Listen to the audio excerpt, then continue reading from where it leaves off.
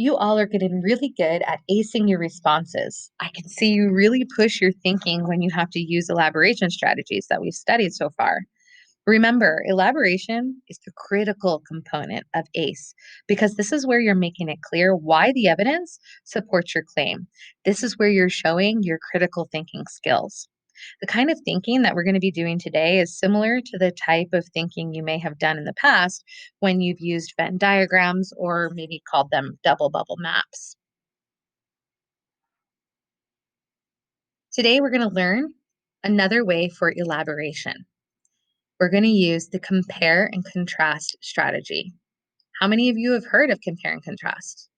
What exactly are we doing when we compare and contrast? Well, when we're comparing, we are thinking about and talking about similarities. And when we're contrasting, we're thinking about and talking about differences between two or more things. When we think about differences, it's kind of like thinking of opposites. Thinking of the opposite or what could have been or what a character did or did not do is often a great way to elaborate upon your evidence. Okay, so how do we do this? First of all, you need to go ahead and write your A and your C using the appropriate strategies that we've talked about before. So for your A, make sure you pause and think about what the question is really asking you. And make sure you use the flip it strategy to ensure that you're really answering the correct question. Then use the lift the line strategy to make sure that you give evidence that you can seal in a bag. Once you have your A and your C written, now it's time to push your thinking. This is where the critical aspect comes in. You're pushing yourself, you're asking yourself, how is blank the same or different from other blank? What does blank do that's different from what others do? What's the opposite of what makes blank unique or different from others? Thinking about these questions will definitely help you to create your elaboration that is comparing or contrasting your main topic with something else. You're then going to ace your response by using one of the sentence starters to elaborate. There are other possibilities, and that's fine with me. But if you're someone who gets stuck on knowing how to start your elaboration, these sentence starters should make it a little easier. Most blank, but blank. Unlike blank, blank could have blank, but instead, so let's, as always, go back to our trusty three little pigs. We have our enduring question. How can you describe the third little pig? After thinking about the question, I write my A and my C. My A is I would describe the third little pig as smart. My C is in the story, it states that he built his house with bricks. Now it's time that I push my thinking by asking, how is this evidence different from the other two pigs? Well, now I'm ready to ace my response. I've thought about it. I know how my evidence makes him different from the other little pigs. So I'm ready to put this into an elaborative response. I'm going to use my sentence starter unlike. So I write, unlike the other two little pigs, the third little pig put some thought into what materials would last.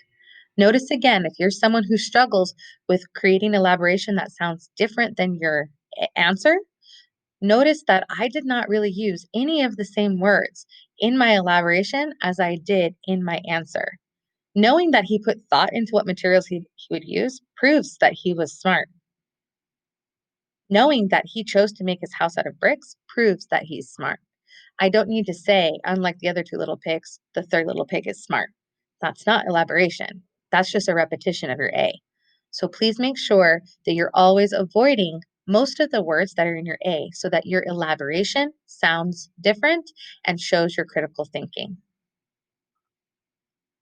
I could have also written, the third little pig could have done the same thing as the other two pigs and just picked the simplest materials.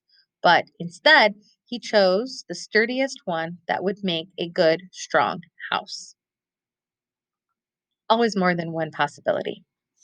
Now it's your turn. How would you describe the first little pig? I want you to think about this question. What is it really asking you? Think back to the story. What do you know about the first little pig? Now I want you to answer using this sentence starter. I would describe the third little pig as, fill in the adjective that you would describe the third little pig as now. Now I want you to cite your evidence. According to the text, tell me something that the first little pig did in the story. Finally, I want you to elaborate. Push your thinking. How is my evidence similar or different to the other pigs in the story, especially the third little pig, since we know so much about the third little pig? How is the first little pig unlike the third little pig? Go ahead and elaborate your thinking by writing, unlike blank, he blank. So, unlike the third little pig, what did he do? Now we're going to try another one. Who is someone you admire? Really think about this question. What does admire mean? What does it mean to you? Now, fill in your answer using the sentence starter. I admire blank. Now give some evidence. Remember, this has to be evidence that you can seal in the bag. One reason is that, why do you admire this person? What have they done? What are they doing? Finally, I want you to elaborate by comparing them and contrasting them to other people that are similar to them. So, for example, you'll use the sentence starter most and but. Go ahead and do this now. So, here's an example ACE response to the question, who is someone you admire? I answer, I admire my mom. One reason is that she works full time and goes to school at night to get her college degree. I've compared and contrasted her to other parents because she's a parent. Most parents work, but my mom also goes to school so that she can create a better life for me. This is using the compare and contrast strategy to help elaborate your thinking. Remember to push yourself and ask yourself, how is so and so the same or different from others? What does this person do that's different from others? What's the opposite of what makes blank unique or different from others?